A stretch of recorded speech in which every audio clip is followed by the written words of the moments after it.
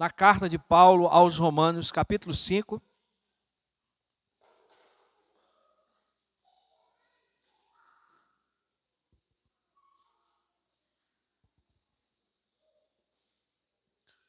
Nós estamos pregando aí uma série de mensagens, né? É série porque é mais de uma, né?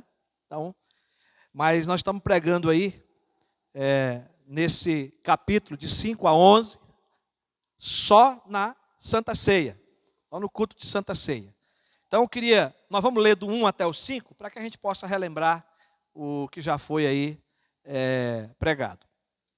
Justificado, pois, mediante a fé, temos paz com Deus por meio de nosso Senhor Jesus Cristo, pelo qual obtivemos também acesso pela fé a esta graça na qual estamos firmes e nos gloriamos na esperança da glória de Deus. E não somente isto, mas também nos gloriamos nas tribulações, sabendo que a tribulação produz perseverança, a perseverança produz experiência e a experiência produz esperança. Ora, a esperança não nos deixa decepcionados, porque o amor de Deus é derramado em nosso coração pelo Espírito Santo que nos foi dado. Amém? Queridos, nós já oramos, o presbítero já orou pela mensagem também aqui agora há pouco, e eu queria relembrar, não é? Os pontos que já foram apresentados aqui sobre a herança da nossa justificação. Esse é o tema que nós damos, né, para esses versículos de 1 a 11 do capítulo 5 de Romanos. As heranças da nossa justificação. Nós aprendemos até aqui que Deus é quem nos justifica do pecado. Deus nos justifica através do sacrifício de Cristo. Ele perdoa todos os nossos pecados e nos aceita diante dele como justo por causa de Cristo, o justo, ter morrido numa cruz em nosso lugar. Cristo não pecou, não é? Ele morreu ali sem pecado pelos pecadores. A ira de Deus foi aplacada sobre ele, que era para mim e você receber. Cristo recebeu em nosso lugar. E por causa desse sacrifício perfeito de Cristo, Deus aceitou e Deus nos torna justos diante dele, perdoados. Então, meus irmãos, nós já aprendemos que não é pelos nossos méritos, não é pelas nossas obras, mas pela justiça de Cristo que foi imputada, que foi dada, que foi concedida, não é? E que por nós ela é recebida mediante a fé. A fé também que Deus nos deu, que é dom de Deus, né? Então, a fé nos leva a nos apropriarmos agora dos benefícios de Cristo realizado lá na cruz do Calvário em nosso lugar. E Paulo aqui falando da justificação, ele apresenta aqui essas riquezas, essa herança ou fruto, como você quiser entender, tá? Essas palavras sinônimas aqui não mudam. A verdade é que essas bênçãos nos acompanham. E a primeira herança que nós recebemos da nossa justificação é a paz com Deus. Nós não tínhamos paz, nós éramos inimigos de Deus, estava separado de Deus e não tem coisa para causar mais inimizade com o ser humano do que ele tem inimizade com o próprio Criador, com o próprio Deus. E era assim que nós estávamos vivendo, não é? Mas nós recebemos através da justificação a paz com Deus, nós fomos reconciliados com Deus. A segunda herança foi o acesso e a permanência à graça de Deus, porque a justificação ela depende da graça de Deus sobre nós, porque nós não temos que pagar nada pela nossa salvação, pela nossa justificação. Então foi através da graça de Deus, nós agora temos esse acesso a essa graça e nós permanecemos nessa graça. Cristo abriu o acesso à presença de Deus, e nós podemos agora orar, podemos falar com Deus, podemos participar da ceia do Senhor, podemos adorar a Deus, prestar culto a Deus, algo que não era possível. Nós podemos, através de Cristo, nos aproximar diante do trono da graça de Deus, conforme Hebreus 4,16. A terceira herança é a esperança da glória de Deus. A última que nós pregamos. Irmão, nós somos abençoados por Deus com a expectativa confiante da nossa eterna salvação, que nós vamos gozar completamente no céu. Nós já gozamos em parte dessa salvação, da alegria da salvação, mas nós temos a esperança da glória de Deus, de estarmos com Cristo para sempre, com Ele. E esse dia há de chegar. Então nós somos abençoados com essa expectativa confiante da nossa eterna salvação, não é? E hoje nós veremos a quarta herança da nossa justificação, que é o passar por tribulações. Parece que soa estranho aos nossos ouvidos a gente falar que isso é uma herança. Não é? Mas nós vamos aprender o que a palavra de Deus quer nos ensinar com o passar por tribulações. Lá no versículo 3 e 4, quero que você confira com a sua Bíblia, vamos voltar a ler lá, diz assim: e não somente isto, tinha acabado de falar da esperança da glória de Deus, do porvir, da vida eterna que nós vamos gozar com Deus no céu, mas não somente isto, mas também nos gloriarmos nas tribulações. Com convicção, olha aí, sabendo que a tribulação produz perseverança, a perseverança produz experiência, e a experiência produz esperança. Irmãos, ao mesmo tempo que o apóstolo nos comunica que a justificação nos concede a herança da esperança da glória de Deus, que será desfrutada plenamente no porvir, aqui na terra, nós estamos sendo preparados a vivermos vitoriosamente para esse dia em meio às aflições. Esse é o ensinamento que Paulo está trazendo aqui para nós. Estamos sendo preparados por Deus em meio às tribulações para esse dia do encontro com Ele.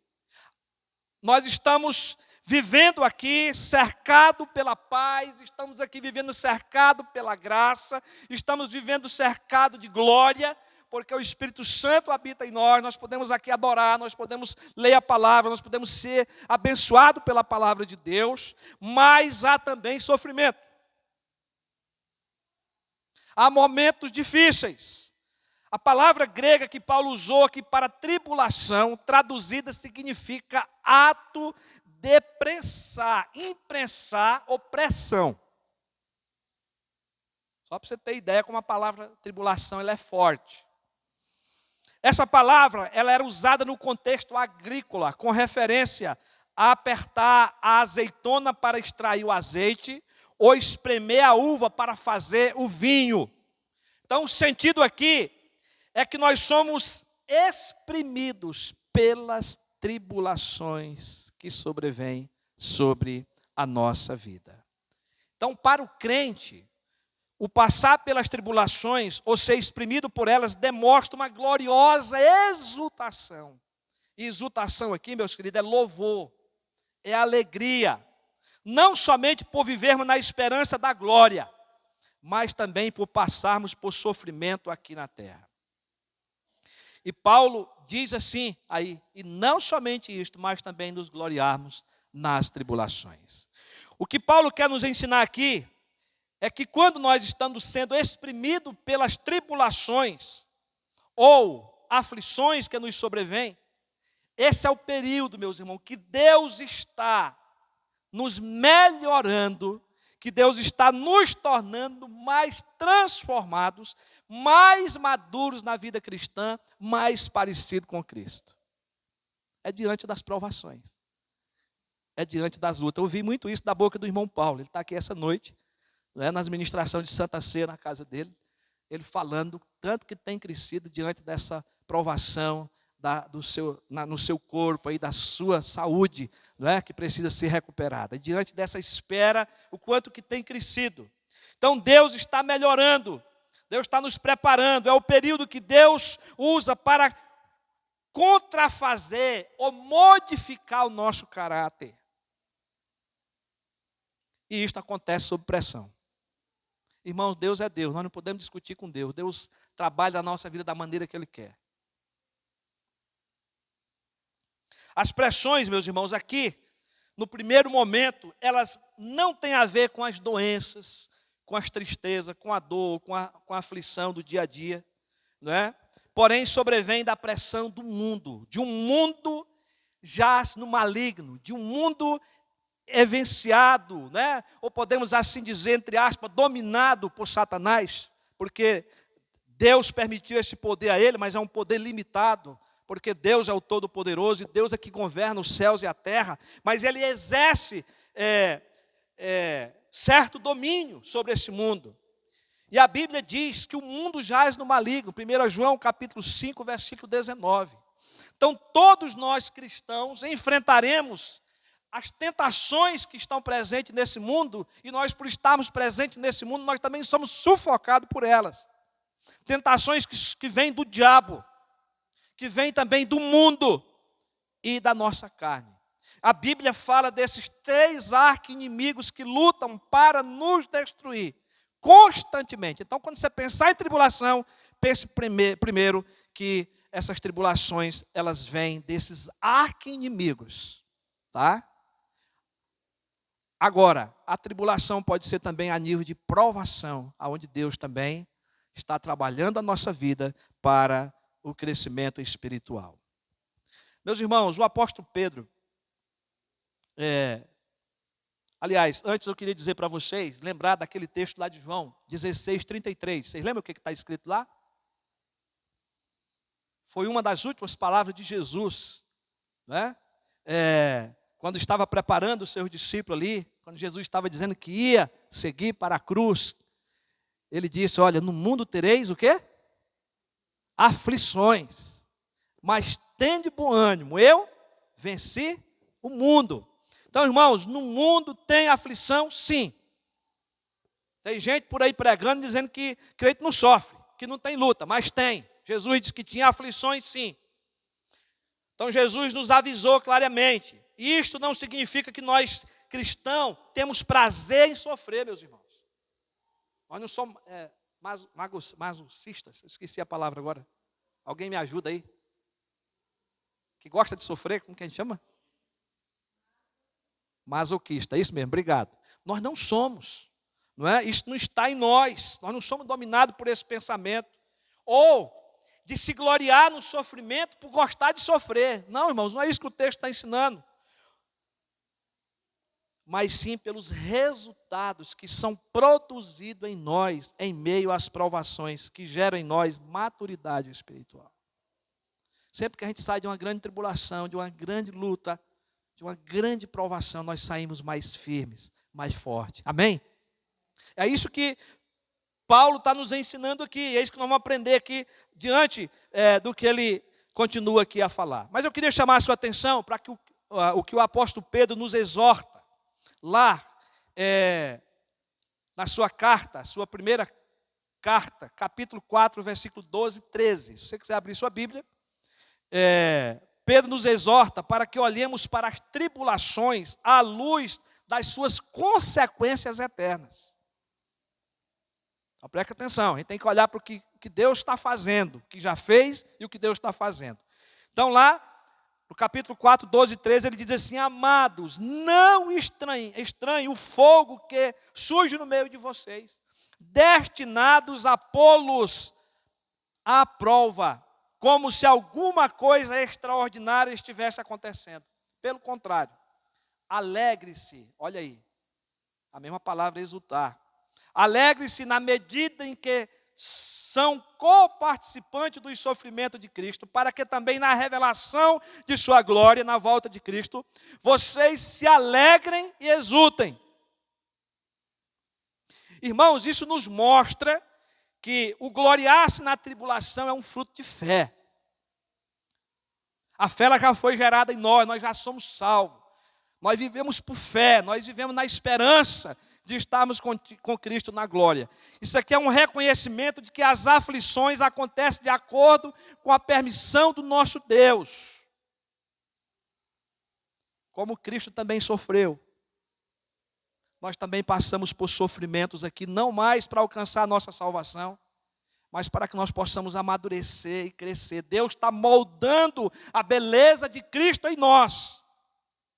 E na revelação de sua glória, nós possamos glorificar e exaltar o nosso Deus. Por isso que nós estamos apenas no ensaio aqui, né?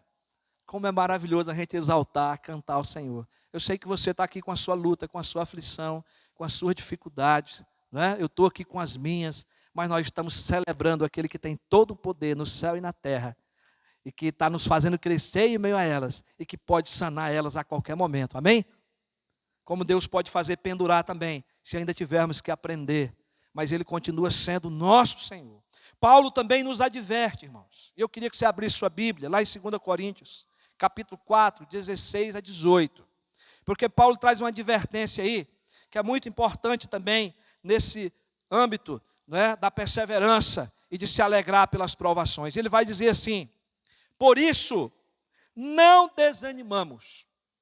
Pelo contrário, mesmo que o nosso ser exterior se desgaste, o nosso ser interior se renova dia a dia, porque a nossa leve e momentânea tribulação, olha aí, produz para nós um eterno peso de glória, acima de toda comparação, na medida em que não olhamos para as coisas que se veem, mas para as que se não veem, porque as coisas que se veem são temporais, mas as que se não veem são eternas.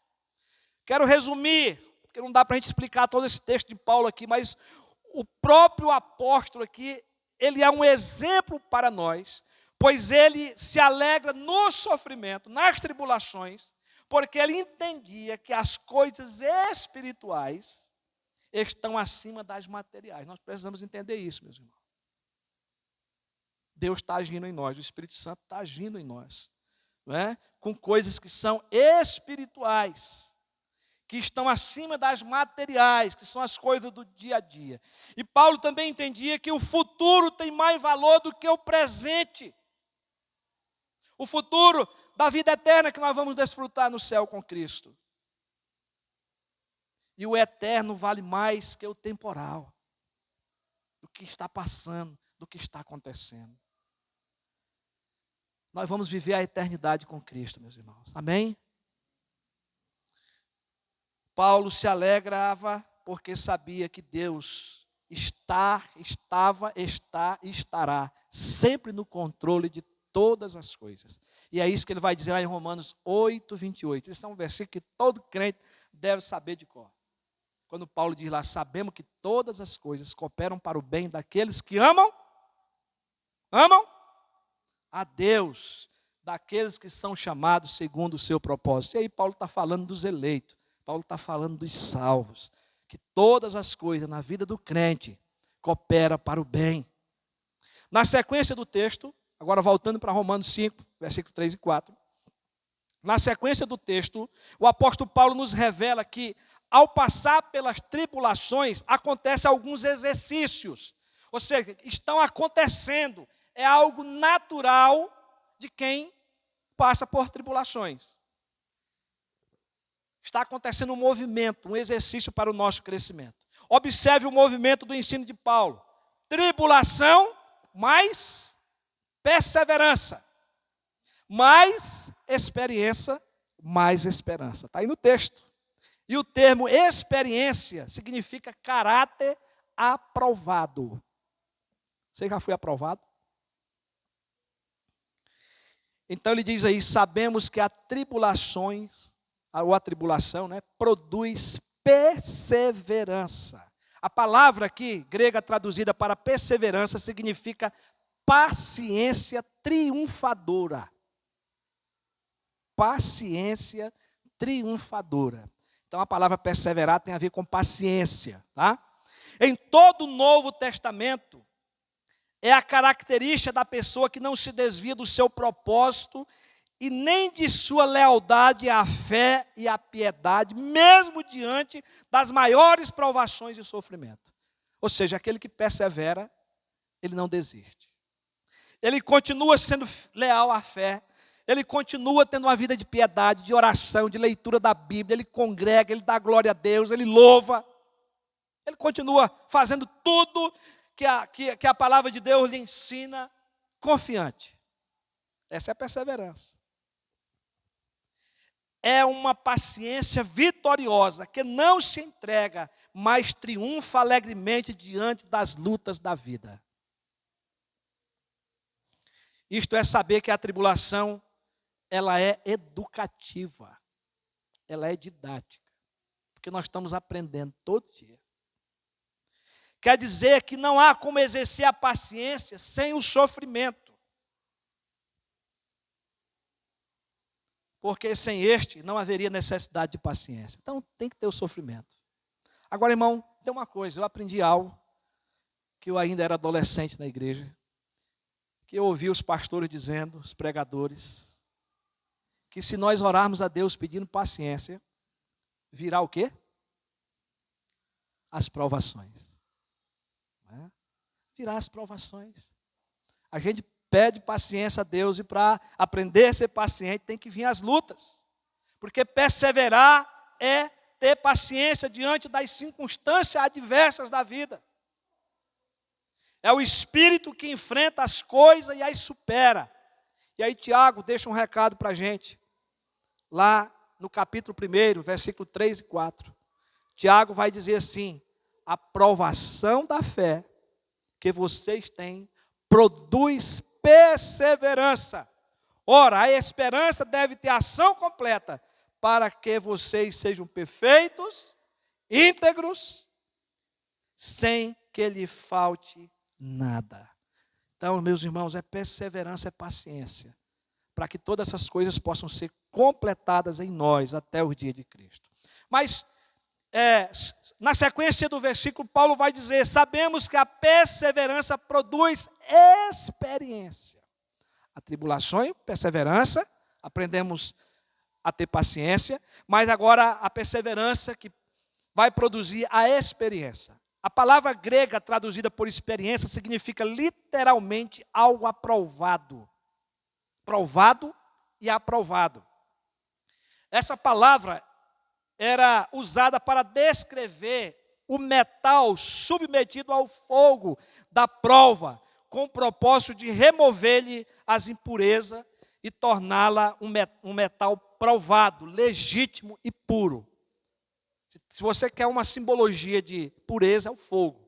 Fogo purifica, não é? Então, aqui, o que significa para nós é um caráter provado e aprovado como resultado de um teste de julgamento. E claro que esse julgamento aqui só pode ser feito por Deus. Mas nós que estamos também na igreja, nós vemos o crescimento. Nós vemos o avanço da maturidade cristã de cada um. Não é? Irmãos, e nós podemos olhar aqui para a vida de Jó. Lembra de Jó? Quem já leu o livro de Jó aqui? A história de Jó. Olha, você não leu, precisa ler o livro de Jó. Está na Bíblia. Jó, depois de passar pelas tribulações e provações que Deus lhe permitira, ele chegou à seguinte conclusão. Abra a sua Bíblia, lá em Jó 42:5. Irmãos, quando você lê o livro de Jó, que você chega nesse versículo, a gente, ufa, ainda bem que está esse versículo aqui. Porque, irmãos, esse aí é o resumo da maturidade de Jó, do estado de alma que ele chegou, de relacionamento com Deus, de comunhão com Deus. Jó chegou na conclusão, depois do sofrimento, ele diz: eu te conhecia só de ouvir, mas agora os meus olhos te veem. Irmão, se você for ler o livro de Jó, você vai ver Jó conversando com Deus. Você vai ver Jó reclamando da vida, reclamando de muitas coisas da vida. Ele tinha uma total liberdade com Deus.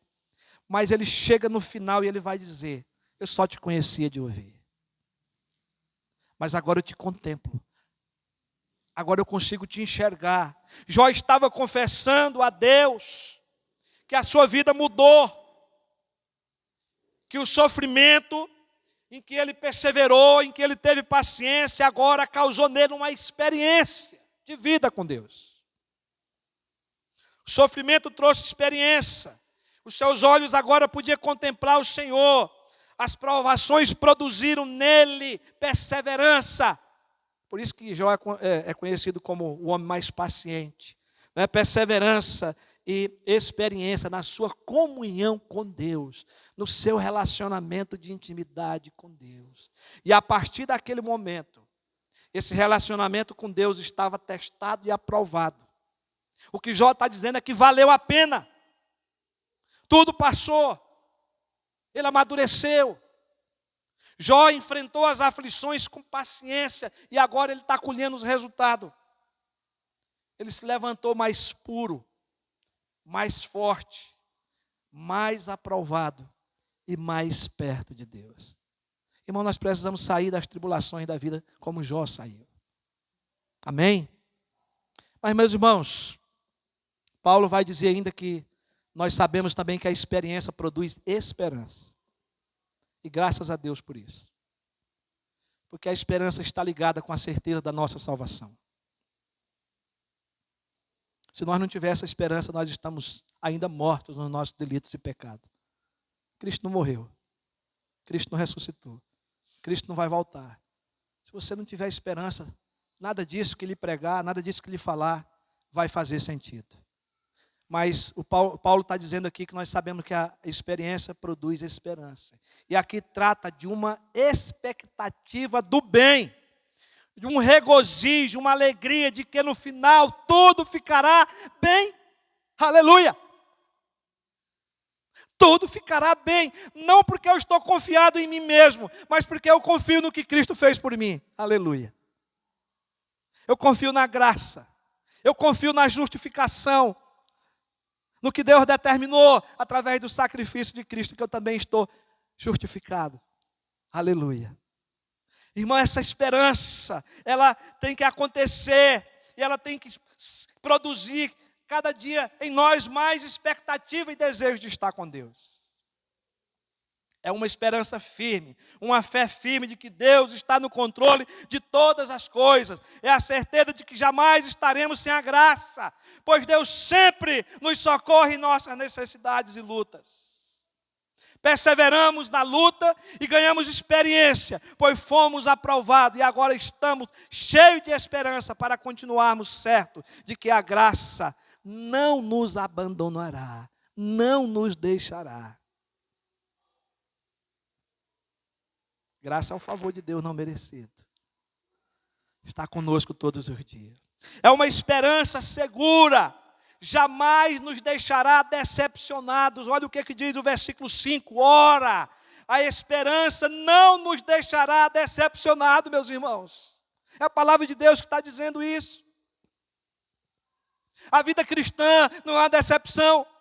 A sua caminhada com Deus, fugir do pecado, fugir do que a nossa carne gosta, vale a pena. A graça está conosco, nos segurando para não cair. Ela não vai nos abandonar. Cristo vai guardar a nossa salvação, aleluia.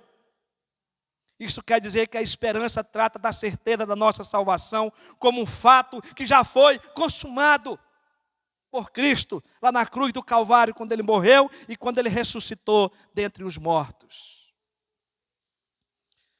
Esse é o motivo porque o cristão glorifica ao Senhor em meio às tribulações da vida. Esse é o motivo. Se você não tem Cristo, você precisa conhecer a Cristo.